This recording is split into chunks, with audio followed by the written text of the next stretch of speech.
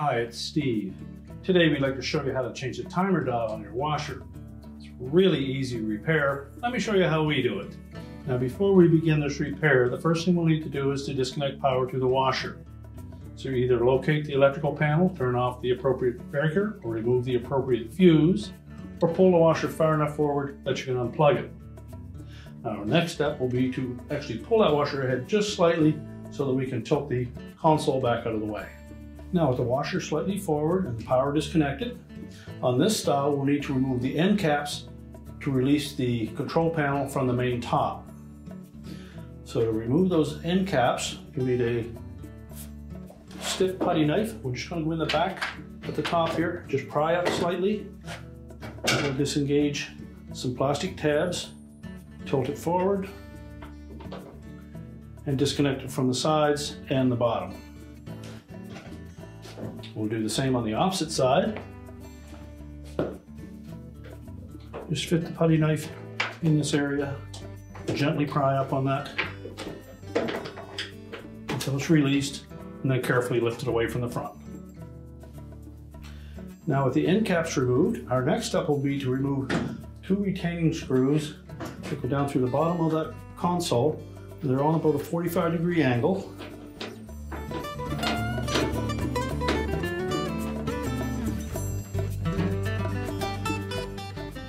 You may not need to remove those completely, but you'll have to come out pretty much all the way.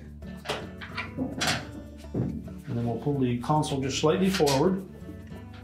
Now with the console unattached from the main top, we can tilt it up. And that will give us access to the back of the timer so that we can remove that timer knob.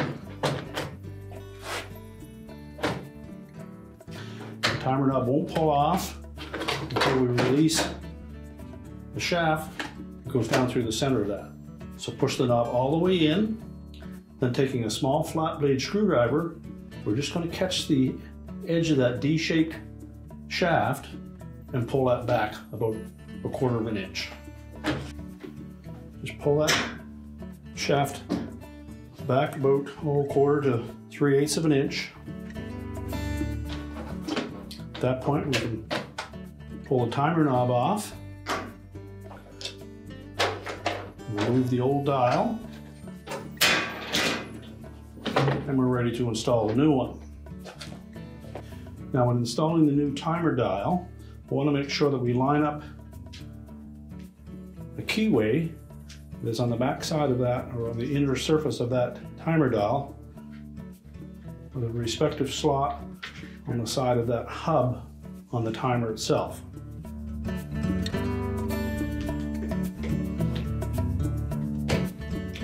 With it lined up properly, it will slide all the way onto the timer, flush with the control panel. Now making sure that the retaining shaft for that timer knob is still in place. We'll take the knob, look at the back side of it. You'll see there is a narrow slot that will line up with the shaft on the timer. Press it into place. Then we're going to press that shaft in flush and just hold it there. Push the knob down, make sure it engages it.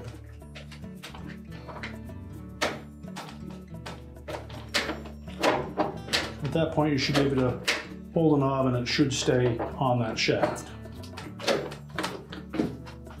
Just verify at the back with the knob in that that retaining shaft is flush with the back of the timer. And then we're ready to reinstall the console. We can then rotate that console forward. And if your model does not have the plastic retaining straps on it, we want to make sure that the lip at the back of the console hooks in behind the main back. Then we're going to line up the two legs on either side of the end caps with the respective openings in the main top.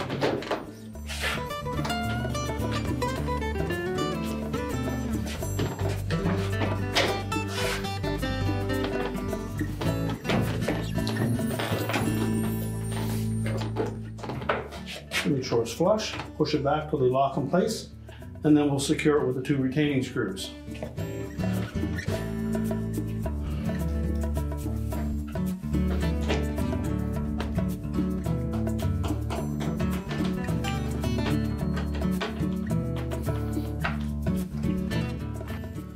Next, we'll reinstall the end caps.